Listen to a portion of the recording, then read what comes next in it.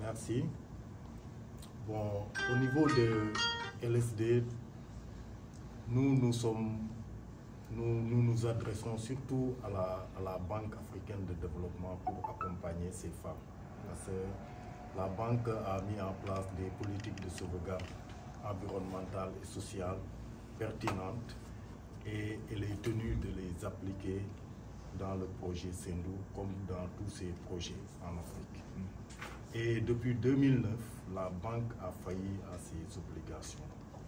Et aujourd'hui, cette situation a entraîné vraiment le déclin économique des femmes, mais aussi mettre en danger l'intégrité de ces femmes qui sont contraintes d'habiter, de cohabiter avec une installation classée dangereuse pour l'environnement et les établissements qui reçoivent du public.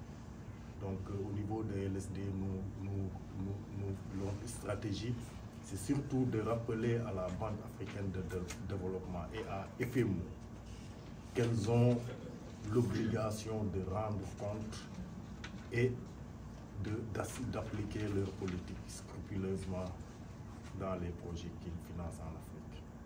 La stratégie qu'on a mis en place a eu quelques résultats parce qu'on l'a rappelé ce matin. Les communautés, avec l'appui de LSD, a déposé des plaintes depuis 2016 et cela a entraîné des vérifications de conformité du projet, mais aussi des plans d'action pour remédier aux non-conformités constatées. Et à ce stade, nous sommes à déjà 4 missions de suivi. Et seuls 10% des actions ont connu des progrès et 90% des actions sont toujours en cours. Donc nous, notre stratégie, c'est de continuer de mettre la pression à ces banques pour qu'elles se conforment à leur politique. Parce qu'il y a des politiques qui encadrent ces projets. Donc ces politiques doivent être vraiment respectées et surtout toujours rappeler à la Banque africaine de développement qu'elle a une responsabilité morale, sociale et économique de rendre compte de ces opérations. Nos moyens sont énormes. Il y a le plaidoyer, il y a le lobby. Nous avons nos portes d'entrée au niveau de ces institutions pour toujours plaider les causes des communautés. Parce que dans ce cas de figure, il y a 2 aspects qui nous paraissent innégociables. C'est surtout la situation des femmes transformatrices de poissons, où plus de 1000 femmes tirent leurs moyens de subsistance de cette activité de transformation. Mais également le litige foncier, parce que l'érosion côtière est vraiment exacerbée à Bargny et le site occupe 29 hectares qui étaient destinés à ces victimes de l'érosion côtière. Donc la Banque africaine de développement, FMO et les autres bailleurs doivent tout faire pour que cette situation soit remédiée. Et ça c'est la Banque néerlandaise de développement. Sont en train de vivre des moments très difficiles. Parce qu'on a constaté que la centrale à charbon, depuis qu'on l'a installée à Bargny, les communautés se sont levées comme une seule personne pour dire non à la centrale à charbon. Mais on a constaté que les institutions, je ne sais pas, l'État du Sénégal, la Banque africaine de développement, le BOAD, le maire de Bargny, surtout, et les communautés qui ne sont pas conscientes du danger qui règne à Bargny, pour qu'on... Nous, en tant que femmes transformateurs, on a toujours lutté contre l'installation de la centrale à charbon.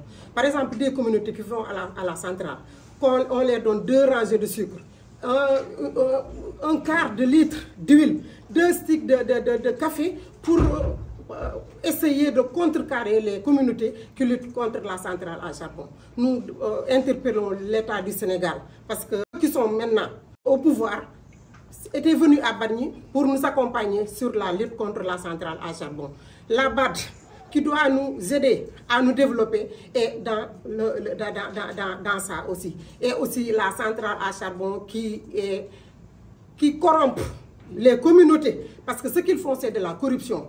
Une centrale à charbon qui ne peut pas payer ses prestataires et qui est en train de financer ou bien d'accompagner les communautés, soit pour pour leur donner de l'argent ou bien pour leur donner des tissus pour qu'ils aillent dans le site pour danser et chanter pour eux, je pense que ça c'est pas responsable. Donc nous, communauté de Bargny, en tant que femmes, surtout nous les femmes transformatrices, on a toujours lutté contre la centrale et la lutte va continuer. On va changer de stratégie et mener la lutte comme il se faut. Mais tellement il est complice parce que pendant la campagne électorale lors des municipales, le maire passait partout à Bargny et dire que quand je serai maire, je combattrai la centrale à charbon. Et on a constaté que depuis qu'il est au pouvoir, la centrale a pris des forces parce que aller quémander pour donner ça aux populations, ou bien demander aux populations d'aller quémander au niveau de la centrale, nous en tant que femmes transformatrices, on a toujours combattu. Toujours des combattantes pour l'installation de la centrale et lutter aussi contre la corruption qui gagne du terrain à Bargny.